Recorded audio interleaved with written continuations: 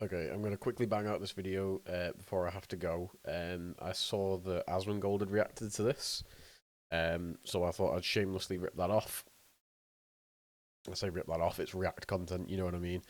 Um, yeah, I mean, what I think I'm going to do when I sort of react to these videos is rather than just sort of press play and go, um, I'm going to give a bit more of my take on the premise and preface it by saying, what I think of the premise. So, um, I think this is probably going to come from somebody that plays a lot more games than I do, because I don't have all the time in the world to play games like some people do, like other streamers do, where they get to play every single game that comes out for 30, 40, 50 hours. I don't have that time. But for me, it takes quite a lot to sort of reel me in now. And I imagine what he's going to say is, this sort of stuff is, it feels like you're ticking boxes rather than experiencing the game. Um, but yeah, for me, it's more of I I let a game sort of earn my playtime through general consensus. That's why I don't play every hype game. I didn't bother playing Power World. So yeah, I mean that's the sort of preface to this. So I'll Modern see what the guy gaming has actually has slowly to say. begun to feel like a chore. And before you say something Is that a like, bit loud? You're just growing out of the hobby. You're just getting older. I don't feel this way towards older games that I am now playing for the first time, or several indie titles. No, this feeling mainly comes from the mainstream AAA games released over the last few years. And I know I'm not alone in this, as it's one of the most common topics brought up in forums and discussions in the broader gaming community. Yeah, again, like I don't play like every single AAA game that comes out. I skip the vast majority of them. I mainly play live service games. Which, to be fair, World of Warcraft was one of the games that I played for a long, long time, and that was, a fucking nightmare for box ticking rather than experiencing the game. It isn't just one or two niche communities that feel this way. Many different types of gamers are sharing a similar sentiment, and game development technology has only gotten better and better, and games have only become more and more ambitious. So, from an objective standpoint, gaming should be better now than ever before. So, why do so many gamers share this sentiment? Again, there's always the You're outgrowing gaming. You're nostalgic for the past. You're just burnt out. and while these are applicable to some, I don't think it fully represents the full picture, and the problem goes far deeper than these very surface level explanations. He's right to acknowledge it because like nostalgia plays a huge part in the way that anyone views these things. Like I will always think fondly of Knights of the Old Republic, the old Star Wars games. But I go back to play them now, and they're not as fun as I remember them being when I was a kid. I used to play those games like back to back to back. I would just play one, then I would play two, and then I'd go back to one, and then I'd go back to two, and I'd do that like 5 times in a row before I got bored. Now I can hardly get through one playthrough of it. Um, so yeah, he's right to acknowledge that nostalgia and the way that we think about these things definitely influences So I want to look at that first perception. point. Old games don't feel like a chore, but new ones do. Why? What's the difference between new and old game design that separate them from one another? Well, there's quite a lot actually, and we're not going to be able to cover all of them in this video. But one of the most important things to me is old games rarely wasted your time. They got you right into the action, right into the adventure. And other than Metal Gear Solid, most games didn't have hours of cutscenes, or tracking across open expanses of nothingness to get to the next point of interest. Okay, okay, we're doing it. I mean, yeah, come on. Like, I love Oblivion as a game, but come on. If you don't use fast travel, Oblivion is just wandering across nothingness with the odd wolf or maybe a bandit camp to kill. Like, let's fucking come on. Let's again. Let's take nostalgia aside for a second. Um, and Oblivion's the one I use. Sorry, because that's another game that I played so much. Um, but like it's lauded as one of the best games of all time, and it runs into that problem. No farming for materials or grinding XP. No climbing hundreds of towers to reveal the dark part of a map. And most importantly, nobody said things like, You gotta spend at least 20 hours in this game before it gets good. you know, you could tell right away if a game was going to hook you. Let's take New Vegas and Starfield as examples. And we're going to compare the first 60 minutes of New Vegas versus the first 60 minutes of Starfield. Okay. In Fallout New Vegas, you get a brief I haven't actually intro played schematic to Starfield. set up the world of Fallout and the main plot that New Vegas would revolve around. You immediately wake up in a doctor's house. He helps you set up your character stats and character creator. You stumble outside and begin talking to a few folks in town. You learn the basics of combat and survival from one of the characters. You then involve yourself in a conflicting quest to either help the town against a bunch of escaped convicts, or help the convicts take over the town. And in the process of all that, you've learned about skill checks and branching quest design that will affect the game forever.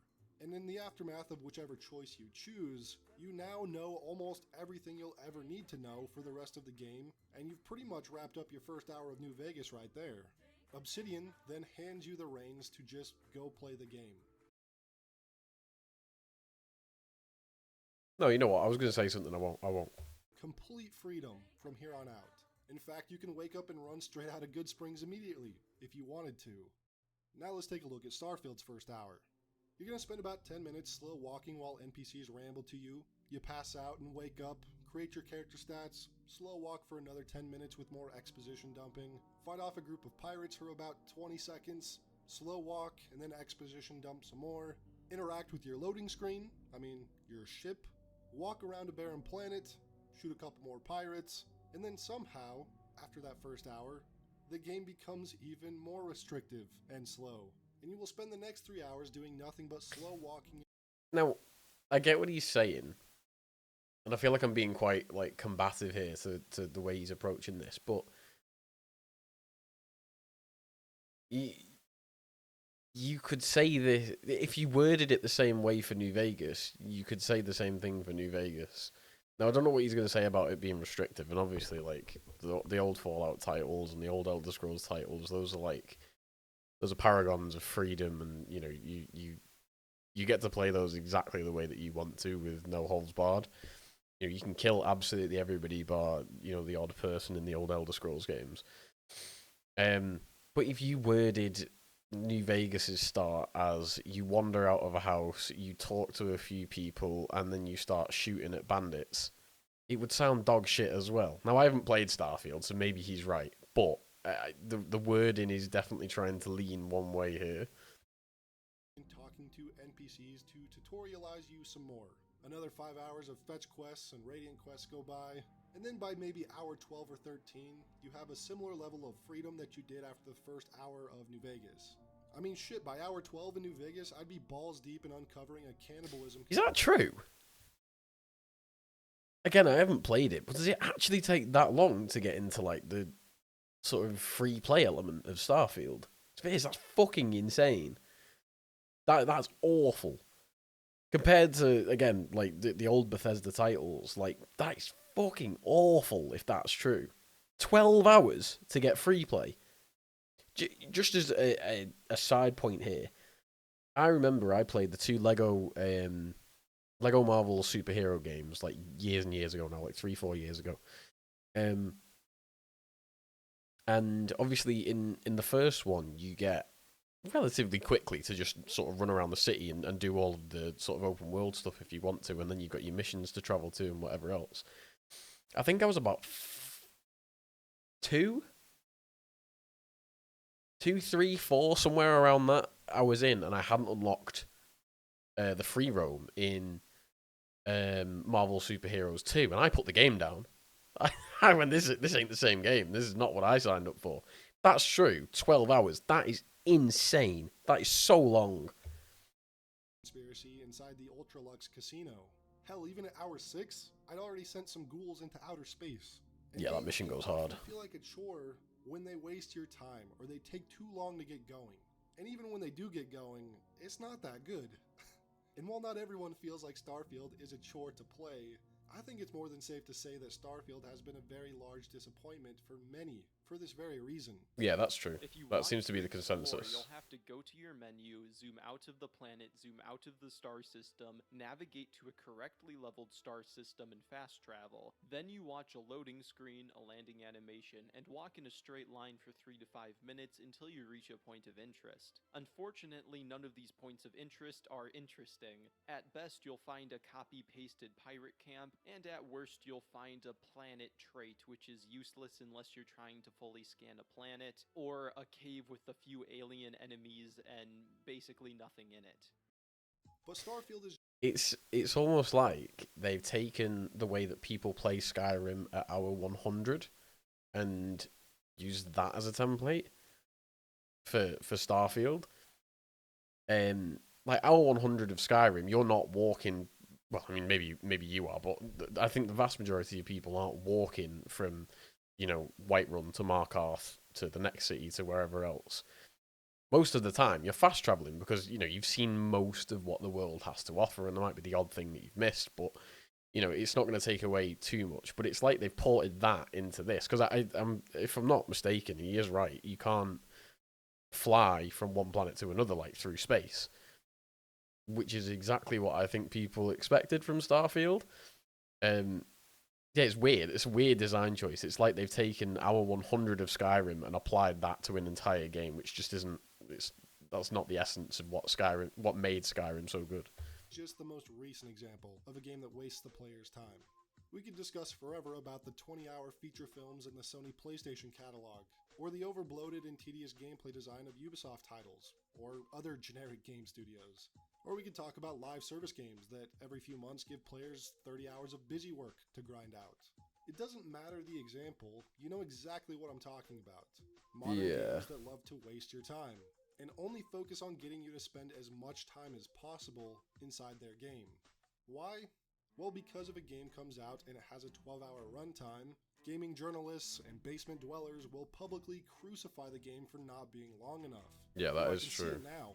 BioShock released in today's timeline would have 10 hours of cutscenes added on top of it, and several NPCs would have radiant quests to complete, with the game totaling to over 40 hours. It doesn't help things. I think it was an Angry Joe review of like one of the old Call of Duties, and it had like a 4-hour story, and it became like basically a famous line that he was taking the piss out of it only having a 4-hour story. Things like that don't help. They don't help at all. And obviously, you can't fucking blame Angry Joe for like all of this, but like it's the same sort of thing. Because longer means better, am I right? Wrong. That is absolutely Wrong. true. Older games rarely would waste your time though. They knew that people had a limited time to play games, and that people are interested in playing other games. I can play Assassin's Creed 2 over a weekend, maybe like an extra evening on a weekday too. And that's awesome. I didn't waste 2 months grinding it like I did with Valhalla. And because it doesn't take so long to get through, I go back and play it at least once a year, because I know it won't eat up a whole lot of my time. But what about big that's fair. RPG games? I love them. And yes, they can take a while to play through.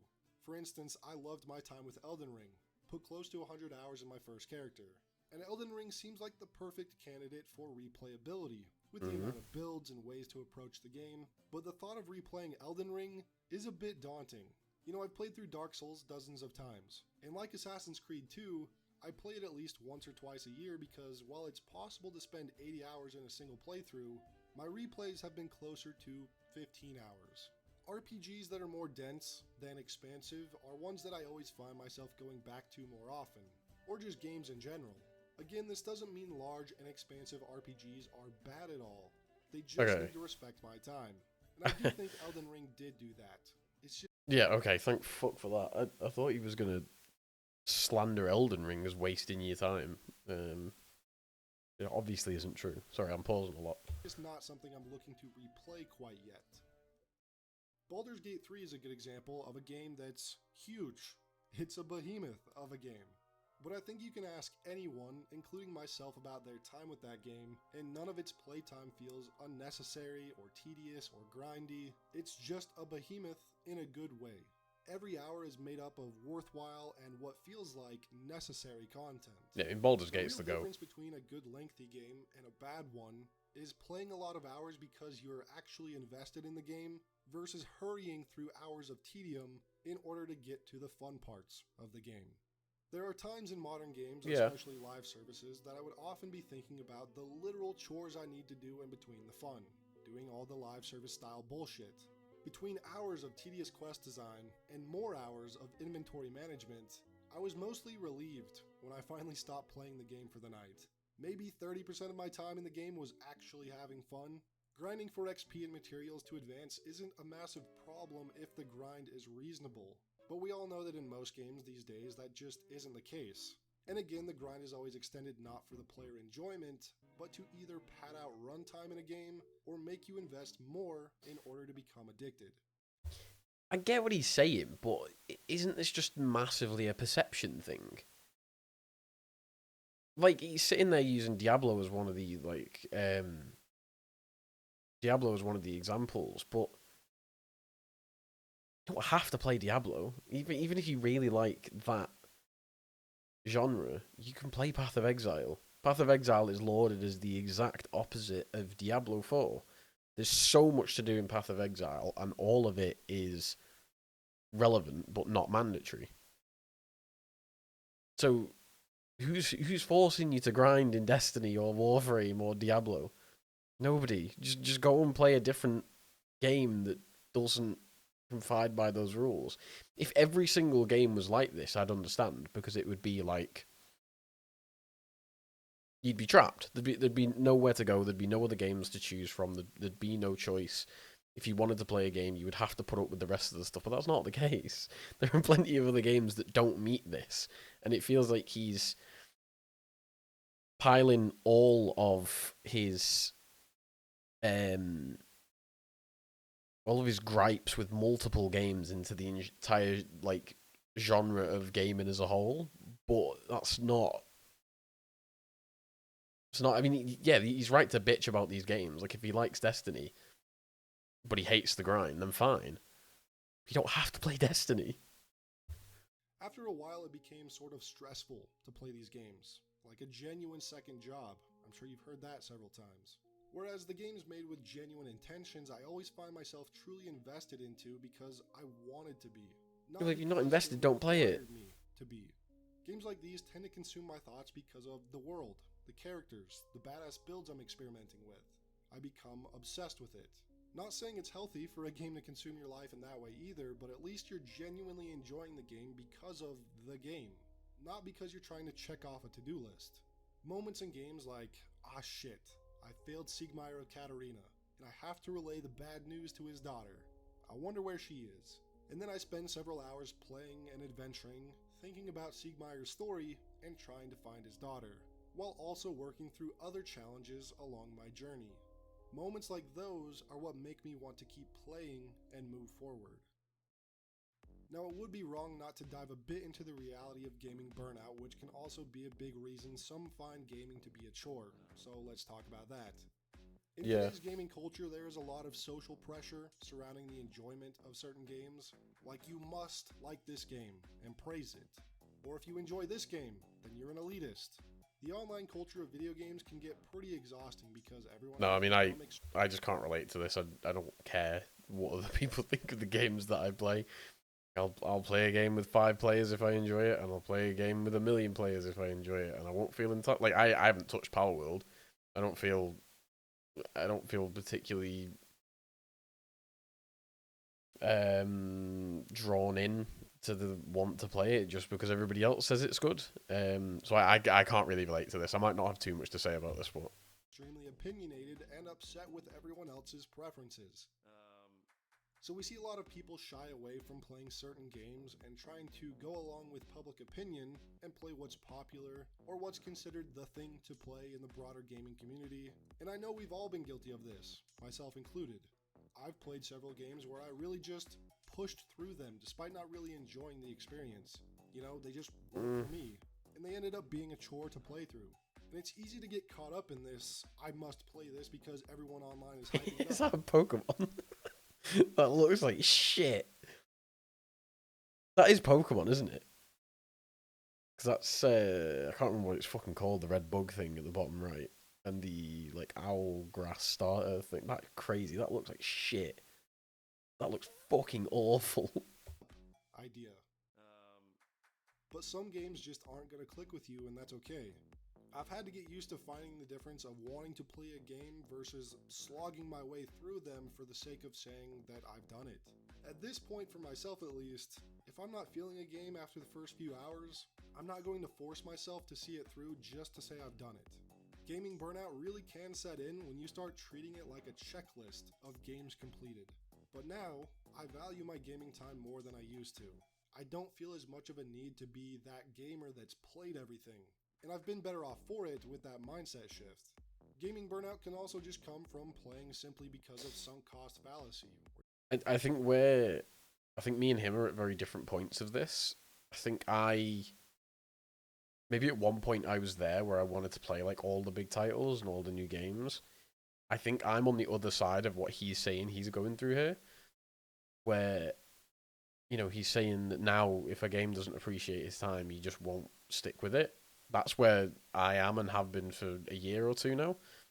Like I value my time doing this, and part of the reason that I want to stream is because like I want to find games that are interesting to me and games that, you know, I genuinely want to sit down and experience games with. Oh, sorry, experience with people. So yeah, it's interesting. I think I probably was here a few years ago. I just didn't realize it. And sort of naturally, I've come out the other side of what he's talking about here. Where you feel like you just can't quit the game. Usually a live service one because of the hours you've put into it.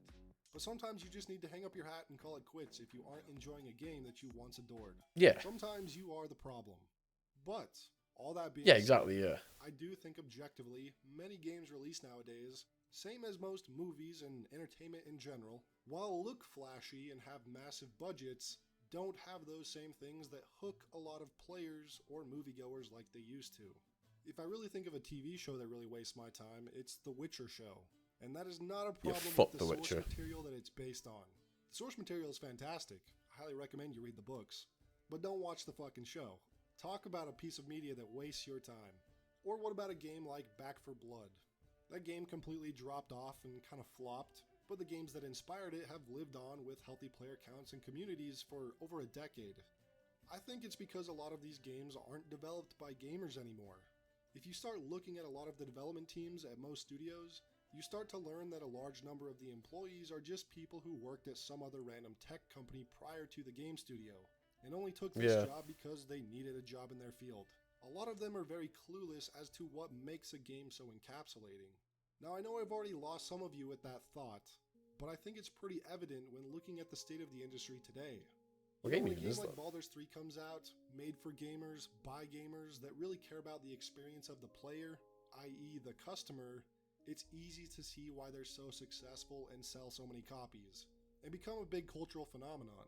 We need games developed by gamers, for gamers that don't waste our time, because that is what I believe makes gaming feel like a chore.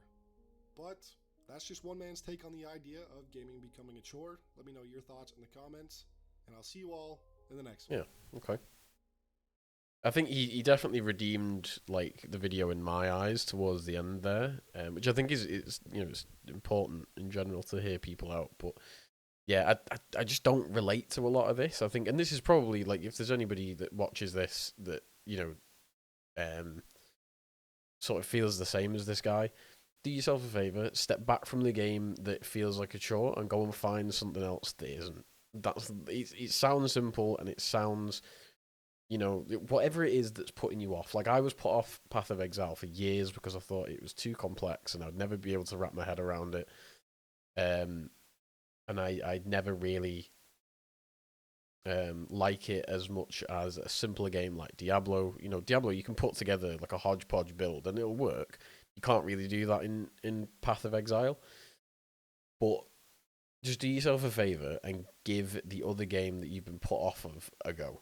You know, whether you are a WoW player and that doesn't want to try Final Fantasy or, you know, New World or whatever other MMO, whether you're a Destiny player that doesn't want to play, I don't even know if there's another Destiny out there, but you know what I mean. find another game in the genre that you like that isn't going to ruin your life and isn't gonna make you waste time. That's probably the best thing I can say on that. Yeah, I mean, there's a lot of people. I mean, the sentiment is right. I agree with the sentiment. He's right. Like, if every game was Skyrim or Path of Exile, then gaming as a whole would be 10 times better, and games would probably push each other on more. But yeah, I think for me, I see this as a perception thing. Just go and play something else. If you feel like you're wasting your time, you probably are. So go and play something else.